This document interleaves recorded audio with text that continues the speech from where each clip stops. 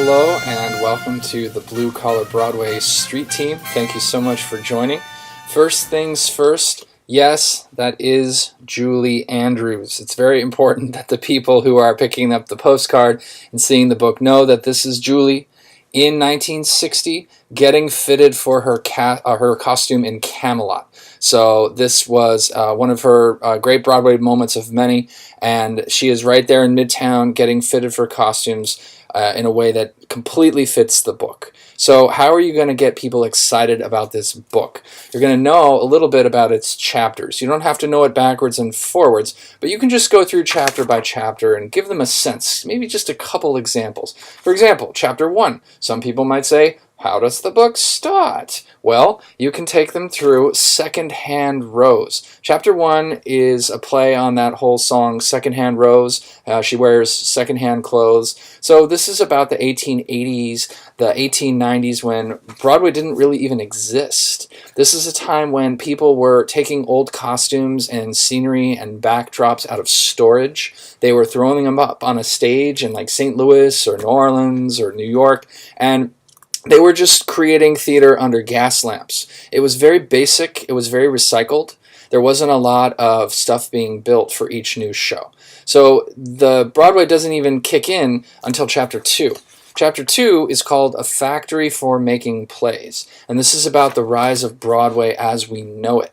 This is when you get a lot of costumers, a lot of light companies, a lot of scenery builders, backdrop makers. They're all in Midtown Manhattan.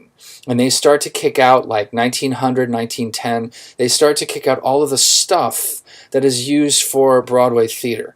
It is also used for national tours on the railroads. So we become this massive factory in Midtown Manhattan for the entire national U.S. theater market. We are the ones producing the costumes. And there's one story in the book of a 1903 show where they lost their costumes in a fire, and they actually canceled the whole thing on their tour because they didn't have Broadway costumes, so it would not count as Broadway if they got them from somewhere else. So this is the idea behind chapter 2. It's extremely important in early Broadway that everything was built in Manhattan.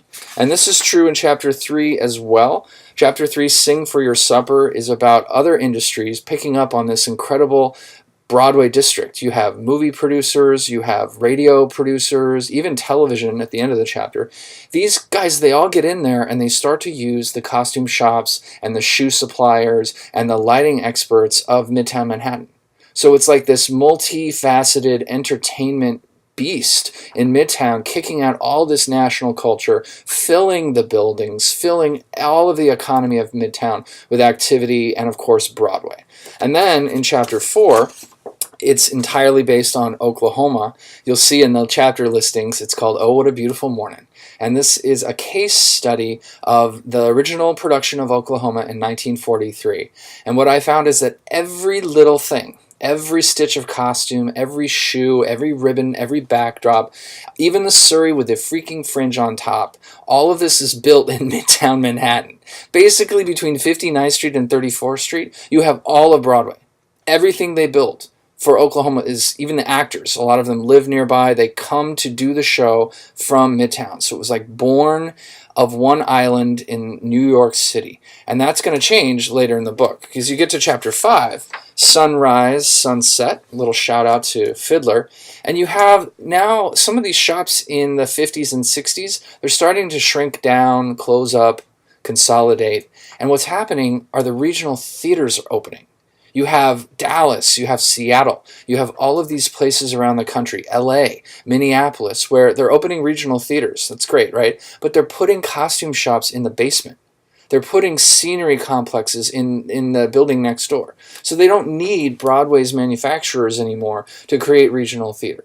So this becomes a bit of a revolution in the geography of blue-collar Broadway. Now you have fewer shops in Manhattan, and all of these things happening across the country. So what then happens, the big dramatic moment comes in chapter 6. Chapter 6 is called Every Day a Little Death. That's a song from A Little Night Music, and it is also a description of what's going on in Times Square in the 70s and 80s. This is the era of hookers and pimps and prostitutes, murders. There's a murder on 45th Street. There's a murder on 48th Street. This is what Chapter 6 is. So if anyone's like, that sounds boring, you'd be like, yeah, there's murder. So you need to pay attention. Because Chapter 6 is all about the collapse of the Broadway infrastructure, the old Broadway method of making everything locally.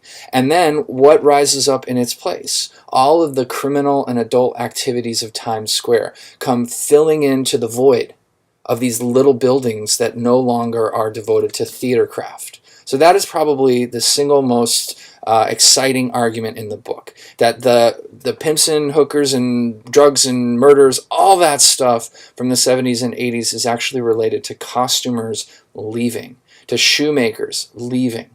That's what I'm trying to get the Broadway people to understand. There's a whole different side to this. And finally, Chapter 7, when the money keeps rolling in, you don't ask how. It's a little lyric from Evita. 1979, you get a case study of Evita. Yes, Marcella with Patti LuPone.